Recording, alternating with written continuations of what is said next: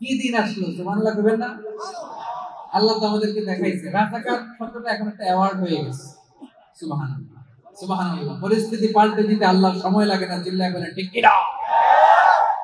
আমাদেরকে বলে মৌলবাদী।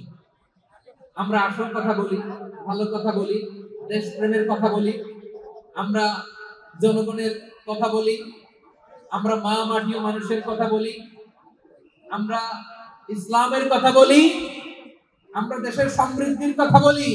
এজন্য আমাদেরকে বলে মৌলবাদ। আবার আমাদেরকে বলে ধর্ম ব্যবসায়ী। আছে না নাই?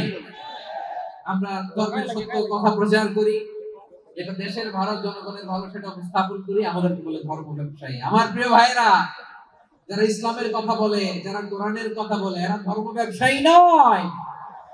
খবরদার, আলেমদের বিরুদ্ধে দাঁড়াবেন না। আলেমদের পক্ষে থাকলে আপনার জীবন উজালা করে দিবে কে? কুন আলিমান আও মুতাআল্লিমান আও মুত্তাবিআন আও মুহিব্বান ওয়ালা তাকুনিল খামিস ফাতাহলিক। হয় আলেম হও, নয় আলেমের ছাত্র হও, নয় আলেমকে মহব্বত করো, নয় আলেমকে সাপোর্ট করো। এই চারটা করো, 5 নাম্বার হয় না, আলেম বিদ্বেষী হয় না, তাহলে দুনিয়াও শেষ, আখিরাত শেষ। চিল্লায় বলো ঠিক কি না?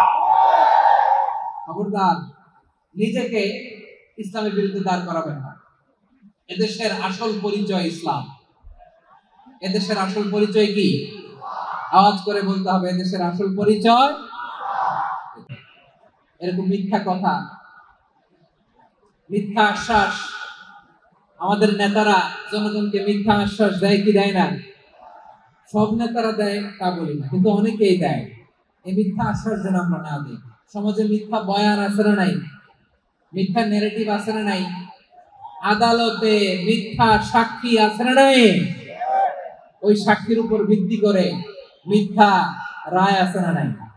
ওই মিথ্যা সাক্ষীর উপর ভিত্তি করে আমরা এদেশে যাবজ্জীবন দেখেছি, এদেশে ফাঁসির কাস্টে ঝুলানোর নাটক মঞ্চায়ন করতে দেখেছি। আওয়াজ করে বলেন ঠিক কি না? এই মিথ্যা আমরা চাই না, আমরা সত্য বলবো, কারণ আল্লাহ সত্যবাদী। আল্লাহ কি? সত্যবাদী। বিশ্বনবী ছিলেন সত্যবাদী, আমাদেরকেও তিনি সত্যবাদীদের সাথে থাকতে বলেছেন।